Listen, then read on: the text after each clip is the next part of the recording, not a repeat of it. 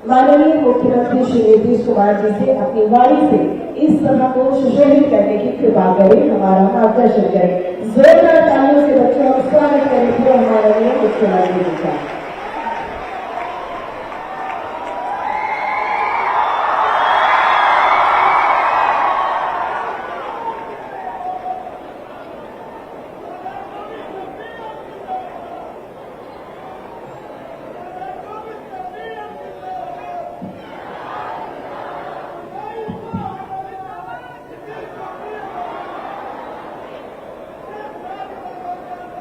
बैठा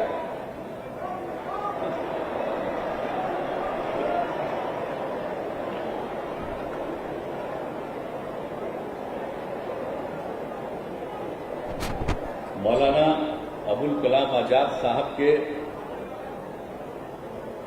जन्म दिवस के अवसर पर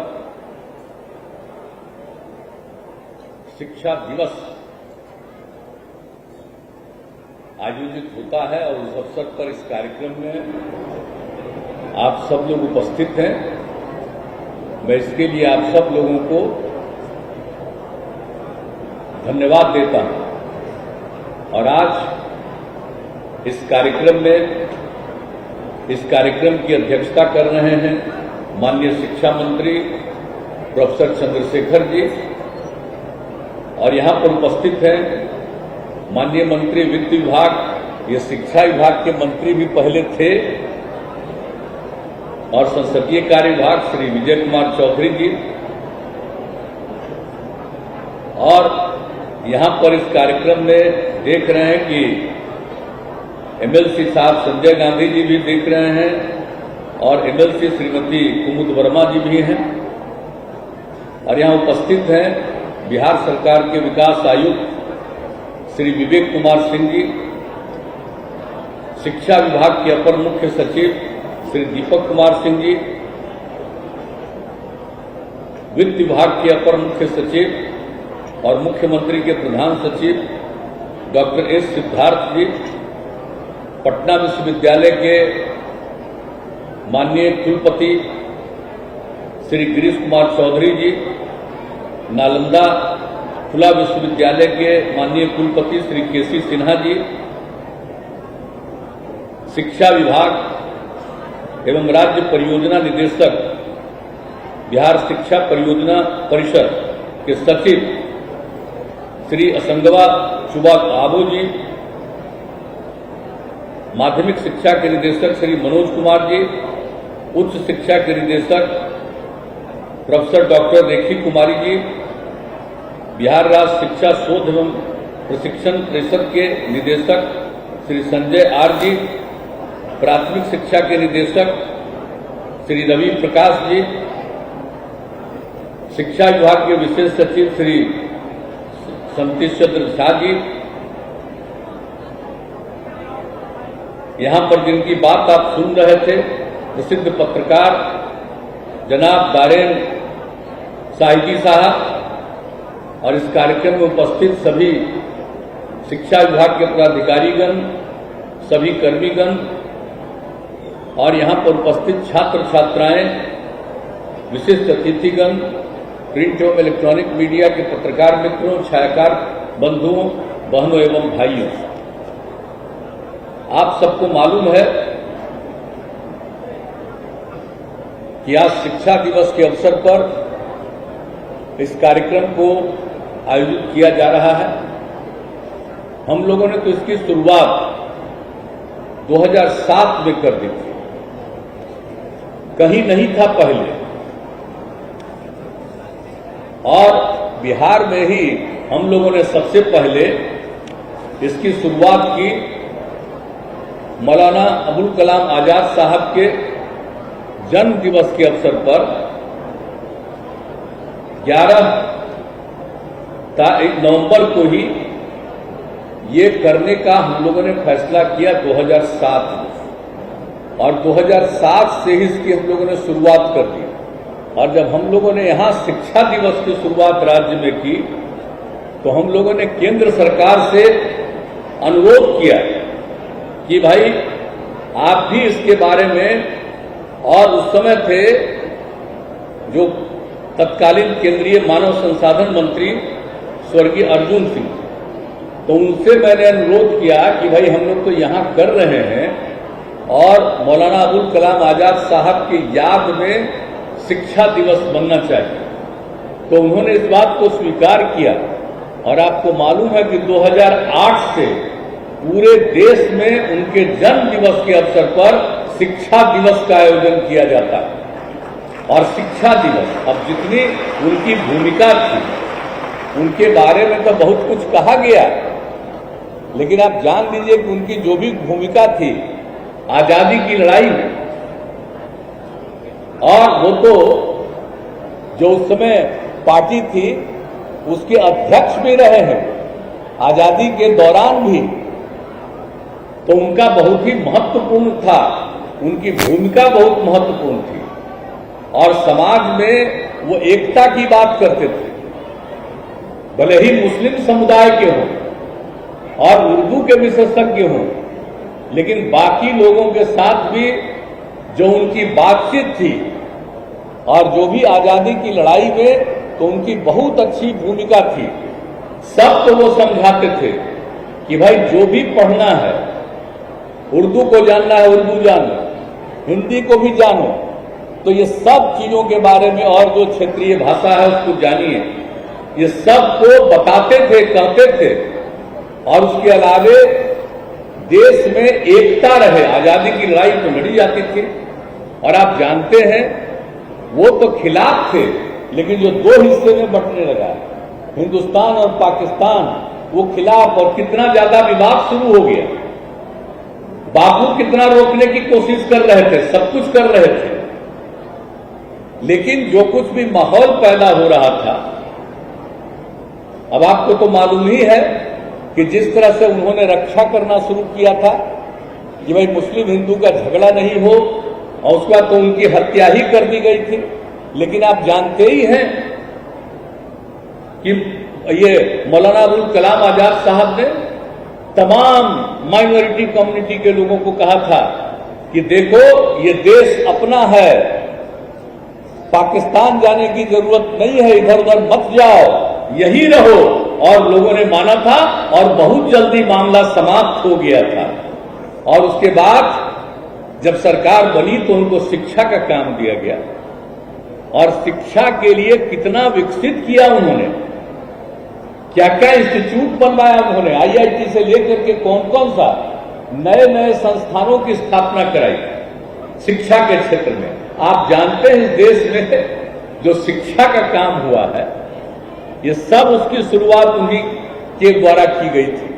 तो आप समझ लीजिए देश को एकजुट करने में उनकी भूमिका, शिक्षा को आगे बढ़ाने की भूमिका, समाज में किसी भी तरह का कोई आपस में झंझट न हो, इसके लिए सब काम करते रहे। लेकिन इतना दिन बीत गया साहब, और क्यों नहीं लोग सोचा था कि जब इतनी बड़ी भूमिका है और देश की आजादी की लड़ाई में इतनी बड़ी भूमिका थी अबुल कलाम आजाद साहब का, तो उनके भी जन्म दिवस के अवसर पर होना चाहिए था। तो इसीलिए, और ये मांग होती रहती थी, लेकिन जब हम लोगों को यहाँ काम करने का मौका मिला उसी समय किया। और बड़ी खुशी की बात है कि 2008 से ही पूरे देश में भी होने लगा। और इस अवसर पर शिक्षा के क्षेत्र में अब आपको मालूम ही है ना कि हम लोग को इनके नाम पर शिक्षा दिवस का आयोजन 2007 में जो शुरू किया, तो हम लोग को जब 5 में मौका मिला तो आप सोच न लीजिए कि 6 से पढ़ाई को कितना बढ़ाने के लिए, किस तरह से पढ़ाई को और आगे बढ़ाया जाए। लड़कियां कितना कम पढ़ती थी, और एक एक चीज का आकलन और अध्ययन करा करके हम लोगों ने कहा कि लोगों को पढ़ना चाहिए, पढ़ाई होनी चाहिए, शिक्षकों की बहाली होनी चाहिए, और नए नए संस्थानों की स्थापना होनी चाहिए, इंस्टीट्यूशन बनना चाहिए, सब कुछ होना चाहिए। तो ये सब काम करवाया गया था। अब आप सोच लीजिए कि एक एक चीज के बारे में हम लोगों ने पूरा का पूरा काम किया। और आपको मालूम है कि जो हम लोगों ने शिक्षा का दौर था तो उसमें पता किया कि भाई कोई स्कूल जाता ही नहीं है, और खैर 5वां क्लास के बाद तो कोई आगे नहीं जाता था। लड़कियां तो बिल्कुल नहीं जाती थी। अब यहां पर देख करके लड़कियों को मुझको कितनी खुशी होती है, और उस समय लड़कियां कितनी कम थी, और इसीलिए हमने तो शुरू किया कि लड़की जो आगे पढ़ेगी उसको और आगे बढ़ाना है, और उसी के लिए और उसके घर के लोगों के पास उसको कपड़ा पहनाने के लिए पैसा नहीं रहता था, तो हम लोगों ने शुरू किया कि उसके लिए कपड़ा का इंतजाम करेंगे, वस्त्र का करेंगे, और बाद में तो फिर आप सबको मालूम है कि सब तरह से, और हमको लगा कि 8वें तक नहीं बल्कि इसके 8वें के बाद पहुंचे और साइकिल का शुरुआत कराया, और जो जो काम किया गया उससे लड़कियों को कितनी खुशी हुई और कितनी संख्या में अब लड़कियां पढ़ने लगी। अब मैट्रिक की परीक्षा होती है तब लड़का लड़की बराबर, और यहां पर का कार्यक्रम देख रहे हैं, यहां भी लड़का लड़की बराबर, कुछ लड़की ही जाता। तब ये खुशी की बात है। तो हम लोगों ने तो इसकी शुरुआत की, और तब जो मौलाना अबुल कलाम आजाद साहब ने जो काम किया था तो हमको लगा कि उसी को आगे और बढ़ाना है। और कौन कौन काम, अब मालूम है आपको ना, जब उसी समय हम अध्ययन कराए कि भाई शुरू में भी कौन नहीं पढ़ता, हम तो 5वां के बाद का बात आपको कह दिए, लेकिन 5वां क्लास तक भी नहीं कोई पढ़ने जाता है, पढ़ने जाती है, तो क्या हिसाब किताब है। तो हमने अध्ययन कराया तो पता चला कि 12.5% बच्चे और बच्चियां कहीं नहीं जाते हैं। हमने कहा कमाल है। और फिर उसके बारे में हमने अध्ययन कराया कि कौन लोग हैं जो नहीं जाते हैं, तो एक तरफ पता चला कि चाहे वो आप समझ लीजिए मुस्लिम समुदाय के लोग हैं या महादलित हैं, वैसे ही लोग नहीं जा पा रहे हैं, तो हमने उनके लिए अलग इंतजाम करवाया, हर तरह से व्यवस्था करवा दिया, और उसके बाद सब लोगों के पढ़ने का इंतजाम हम लोगों ने सब कुछ शुरू कराया। तो इस तरह से एक एक काम जो शुरू करा दिया, लोग आगे तक नहीं पढ़े थे तो उनको कुछ पढ़ा उढ़ा करके फिर आगे के क्लास में एडमिट कराया, और उसके बाद तो अब सिलसिला जारी हो गया है, अब उसकी नौबत नहीं है। अभी हाल ही में हमने पता कराया है कि अब कितना बचा है, तब आधा से भी कम बच गया है, 0.5% से भी कम अब है बच्चे बच्चियां। लेकिन हमारी कोशिश है कि एक भी बच्चा बच्ची बचे नहीं, सब के सब पढ़ने के लिए जाए और आगे पढ़े, और ठीक से पढ़ाई हुई और शिक्षकों की बहाली की गई। अब शिक्षक का तो हम बढ़ाते चले जा रहे हैं। अब आजकल हम कहीं भी जाते हैं तो याद रखिएगा आप लोग, कल भी हम कहीं गए तो कुछ लोग खड़े थे कि जल्दी बहाली होना चाहिए, तो हमने कहा कि अरे जल्दी बहाली होगा, चिंता मत करो। तब आप लोग भी देख लीजिए कि जल्दी से जल्दी और शिक्षकों की बहाली हो जाए, और ज्यादा जितने भी स्कूल और बनाने हैं, अब उसके लिए तो हम लोगों ने कर ही दिया ना भाई कि सबको पढ़ाएंगे, सबको पढ़ाएंगे। तब तो जो कुछ भी किया, और एक और सर्वे हमने कराया 12/11/12 में हमको पता चला कि ये कितना महत्वपूर्ण चीज है कि साहब जो हम लोगों के यहाँ प्रजनन दर बढ़ा हुआ है, आबादी कितनी बढ़ी हुई थी, देश में कहीं इतनी आबादी नहीं जितनी आबादी बढ़ती थी।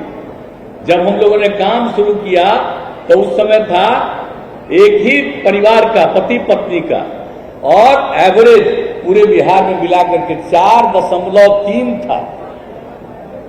अब उसके बाद उसका अध्ययन हुआ कि अगर पति पत्नी में पत्नी मैट्रिक पास है तो देश भर का प्रजनन दर 2, और बिहार में भी अगर लड़की महिला मैट्रिक पास है तो उसका भी प्रजनन दर, जो पत्नी मैट्रिक पास है उसका भी 2, और उसके अलावे 12वीं कक्षा तक भी, इंटर तक का भी पढ़े हुए हैं, तो देश भर का था प्रजनन दर 1.7, और बिहार का था कि अगर महिला इंटर पास है और तब उसका प्रजनन दर मिला 1.6।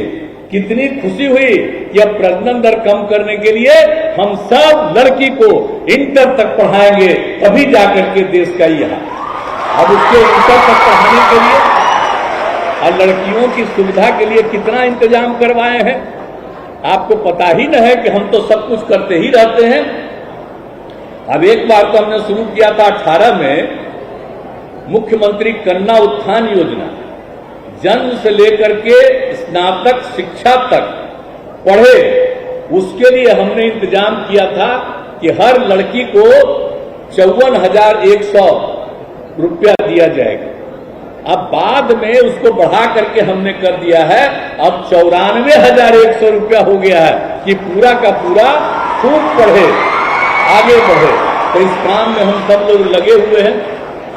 अब यही सब की बात है, तो इसलिए इन सब बातों को ध्यान में रखना है और पूरा का पूरा हर तरह से जो बात हुआ है, तो आप समझ लीजिए कि जो हमने आपको बताया था कि जो कुछ भी इसकी स्थिति आई और जो प्रजनन दर की बात हमने कही, जो उस समय 4.3 था, अब घटते घटते प्रजनन दर पहुंच गया है बिहार में 2.9 पर। और इसीलिए हम चाहते हैं कि खूब लड़कियां पढ़े, और जब लड़कियां पूरा पढ़ लेगी तब जाकर के प्रजनन दर 2 से भी नीचे जाएगा बिहार का, और तब कोई इस तरह से ज्यादा नहीं होगा। तो हम बच्चे रहेंगे, खूब बढ़िया से आगे बढ़ेंगे, उसकी भी तरक्की होगी, सब पढ़ेगा और खूब आगे बढ़ेगा। हम तो एक पिछड़ा राज्य, अब एक अलग बात है, लेकिन जितना मेहनत हम लोग कर रहे हैं, आज जितना ज्यादा पढ़ाई से लेकर के एक काम, सब तरह का काम किया, गांव गांव तक हर तरह से सड़क पहुंचाने का काम, हर घर तक पक्की गली और नाली का निर्माण, हर घर तक पेयजल, एक एक चीज का काम, शौचालय का निर्माण, सब हम लोग करवाएं, और भी जो बचा है उसको भी आगे बढ़ा रहे हैं। तो ये सब काम तो हम लोग कर रहे हैं और करते रहेंगे, इसमें कोई शक नहीं है। लेकिन हमारी यही इच्छा है कि हमारे समाज का विकास हो, और उसके लिए जरूरी है कि शिक्षा के क्षेत्र में लोग पढ़ें। और यहाँ पर के सब प्रोफेसर लोग हैं, टीचर लोग भी हैं, हम उनसे आग्रह यही करेंगे कि भाई बच्चे बच्चियों को ठीक से पढ़ाइए। आप लोगों का तनख्वाह भी हम बढ़ाएंगे, लेकिन लड़का लड़की को पढ़ाइए।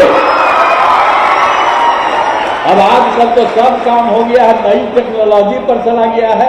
आज भी सब दिखला रहे थे नई टेक्नोलॉजी का, ये सब चीज करा दिए, ये सब तो करिए, लेकिन स्कूल में सबको जाना चाहिए और स्कूल में पढ़ाना चाहिए। ये खाली कागज पर और मोबाइल पर दे देने का मतलब नहीं है। जब तक आमने सामने पढ़ेगा नहीं, हम लोग तो पढ़वे न किए हैं जी, और तभी तक न यहाँ पर आए हैं। अब आप बताइए, अब खाली मोबाइले पर सब चीज जानेगा। यही 2 साल से जो हो गया था कोरोना, बहुत ज्यादा मोबाइल बढ़ गया, सब मोबाइल में देखने रहता है। अरे मोबाइल देखो, कोई मतलब नहीं, लेकिन आपस में बातचीत करना, पढ़ना लिखना, यह भी जरूरी है। अभी हमारे जितने नेता लोग बैठे हुए हैं, सब मोबाइले में रखते हैं। और हम पहले जब हम एमपी थे और केंद्र में मंत्री थे, तब मोबाइल का इस्तेमाल करते थे, और जब हम देखे कि लोग अब उसी में फंस गया है, हम तो मोबाइल छोड़ दिए, हम छोड़ दिए। हम के भाई जब तक लोग खाली इसी पर खाली काम करिएगा, कि इसके अलावे भी और चीज होना चाहिए। जो बढ़ा है नई टेक्नोलॉजी, उसको पर भी ध्यान दीजिए, उसको भी सीखिए, जानिए, लेकिन मौलिक चीज को भी जानना जरूरी है। एक एक चीज को समझना बहुत जरूरी है। तो ये सब चीज तो करना ही चाहिए। तो इसके लिए हम सबसे आग्रह करेंगे, शिक्षक से, शिक्षिकाओं से, सबसे कहेंगे, लड़के लड़कियों को खूब प्रेम से पढ़ाइए, और जब पढ़ाइएगा बहुत अच्छा होगा, और नहीं पढ़ाइएगा तो मतलब कुछ होगी। अब हमने तो कह दिया है मंत्री जी को भी, और इनको भी हमने कह दिया कि जरा देख लीजिए, जो अगर नहीं स्कूल में पढ़ाते हैं निकलवा दीजिए उनको, छोड़िए नहीं। और जब अगर पढ़ा देंगे तो उनको और ज्यादा दीजिए पैसा, ताकि खूब बढ़िया से पढ़ा दें। ये बहुत जरूरी है, एक एक चीज को देखना। अरे पढ़ाइएगा तभी ना। अब पहले कितनी बहाली थी, अब हम लोग कितने लोगों को शिक्षक और बहाल कर रहे हैं, और आगे करेंगे।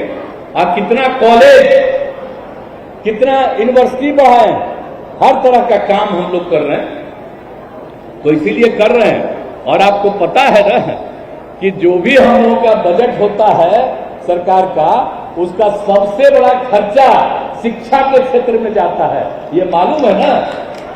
कहिए कै परसेंट हो गया? 25% का? हाँ, तो हम तो चाहते हैं 25% तक करना, लेकिन ये कर 21 तक हो गया है। हम तो 25% तक कर देंगे ताकि शिक्षा खूब हो, और स्वास्थ्य के लिए भी हम लोग करते हैं। तो ये सब चीज तो जरूरी है ना जी। और बुनियादी चीजों के बारे में जितना हो, तो जितनी भी बात है, और आपस में झगड़ा नहीं करना चाहिए। किसी भी धर्म के लोग हैं, आपस में होना चाहिए। और अब आप देखते न हैं, पहले कहता था लड़की का अलग पढ़ाई और लड़का का अलग पढ़ाई। हम तो इंजीनियरिंग कॉलेज में थे, लड़की पढ़ती ही नहीं थी, एक तो लड़की नहीं पढ़ती थी। आज जब हम लोगों से रिलेटेड कोई परिवार के आ जाती थी तो सब खड़ा होकर देखने लगता था। इतना कम कोई होता नहीं था। उसी समय हम लोगों ने कहा कि ना लड़की को पढ़ना चाहिए। अब इंजीनियरिंग कॉलेज में भी लड़की अब पढ़ रही है ना। अब हमने तो कर दिया कि मिनिमम 1/3 लड़की का होना चाहिए, मिनिमम 1/3। तो सब तरह से कर रहे हैं, इंजीनियरिंग, मेडिकल, सब चीजों में हम लोग करवा रहे हैं ताकि ज्यादा से ज्यादा पढ़े। और जब सब पढ़ेंगी तो कितना अच्छा होगा। और लड़की और लड़का दोनों पढ़े रहेंगे और लड़की पढ़ी रहेगी, तेरे बाल बच्चा तो सबसे ज्यादा आप जानते ही है, जो जन्म होता है बच्चा, तो जो बच्ची और उसका भरोसा किस पर रहता है? सबसे ज्यादा मां पर रहता है भरोसा।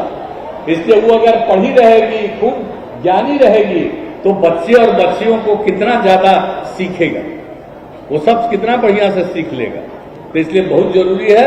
इसलिए शिक्षा का विकास जो हम लोग करना चाहते हैं, और जितना भी काम किया है, और एक एक चीज के बारे में अब जरा जान लीजिए।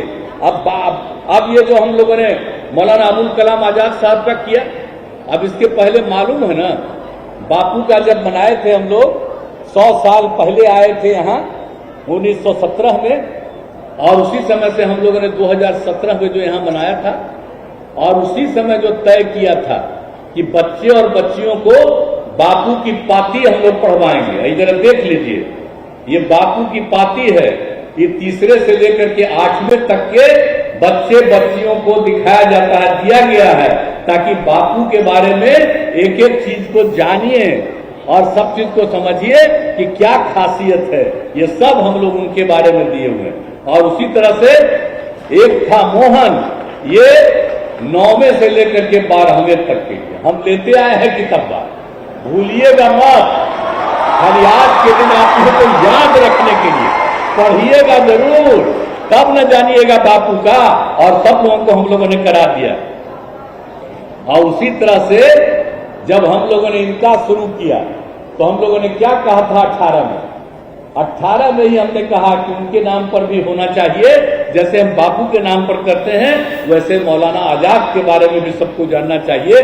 पढ़ेगा और एक एक व्यक्ति को ज्ञान होगा, सब कुछ को जानेगा।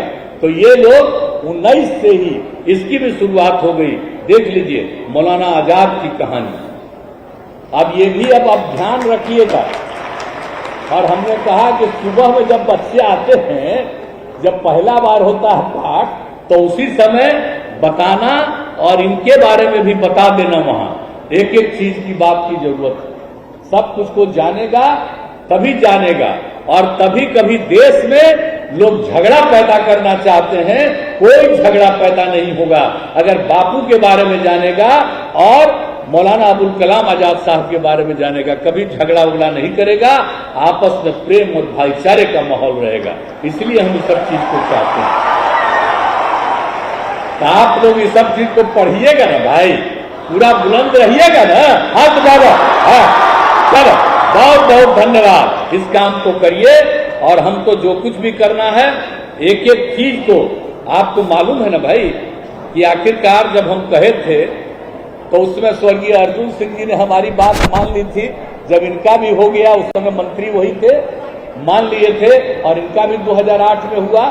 और उनके बारे में एक बात बता देना आपको और जरूरी है। कि साहब हमने कहा था कि बिहार में भी IIT बनना चाहिए, तो वो भी अर्जुन सिंह जी को जो हमने कहा था वही इसको स्वीकार किए थे और मेरे कहने पर अब बिहार में भी IIT बना। अब 500 एकड़ जमीन दिए, सोच लीजिए IIT भी बनवा। NIT तो बनवाइबे किए थे, हम इंजीनियरिंग कॉलेज में पढ़ते ही थे, तो बहुत पुराना इंजीनियरिंग कॉलेज था, तो उस समय तो हम केंद्र में मंत्री थे, श्रद्धेय अटल जी को भी हमने कहा था और सब लोगों का उस समय जो कुछ भी था, और उस समय जो हम मंत्री थे मुरली मनोहर जोशी जी, हम कभी भूल नहीं सकते हैं। माननीय मुरली मनोहर जोशी जी को भी हमने कहा कि अरे भाई हम वही न पढ़े हैं, उसको नहीं बनाइएगा, देख बाकी देश में बना था कई जगह, विशेष तौर पर उसके लिए अलग से कैबिनेट भी आया केंद्र में, स्वर्गीय अटल जी ने भी इसको स्वीकार किया और NIT भी बना था। तो हम लोग तो सब चीज कराते ही रहते हैं। अब IIT वाला किसी को मालूम है कि कैसे बनवाए थे, भूलते जा रहा है, सब चीज भूलते जा रहा है। अब आप लोग नई टेक्नोलॉजी ला रहे हैं ना, तो नई टेक्नोलॉजिया में पुराना जितना काम किया गया है उसको भी उसमें डलवा दीजिए, ताकि बच्चे और बच्चियों को मालूम हो कि कौन सा स्कूल बना, कौन सा कॉलेज बना, कौन सा इंस्टीट्यूशन बना। ये सब चीज को लोग जानेंगे तो बहुत अच्छा रहेगा।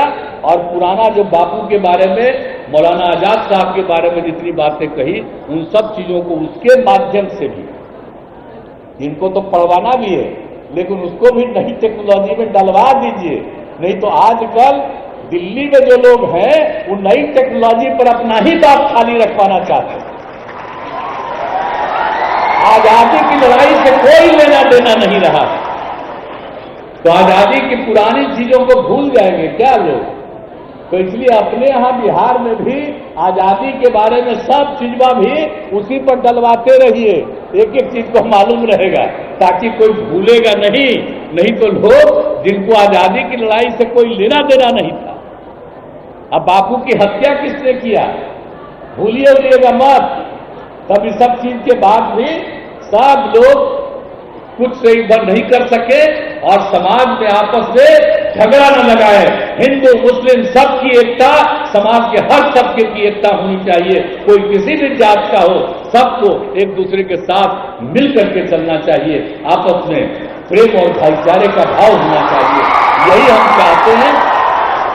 और इसी के लिए नई पीढ़ी के लोगों को हर चीज को समझना चाहिए, और सब अधिकारी लोगों को और नेता लोगों को तो हम यही कहेंगे, इसी के लिए पूरा लगे रहिए, और ताकि इन सब चीजों में कोई कमी नहीं आवेगा, हम यही कहना चाहते हैं। और आज के अवसर पर आप सभी लोग उपस्थित हैं, बहुत खुशी की बात है, और इन सब चीजों का ध्यान दीजिएगा, आपस में प्रेम और भाईचारे का भाव रखिएगा, यही आग्रह है। और इन शब्दों के साथ मैं पुनः मौलाना अबुल कलाम आजाद के प्रति नमन करता हूं और अपनी बात को समाप्त करता हूं। बहुत बहुत धन्यवाद।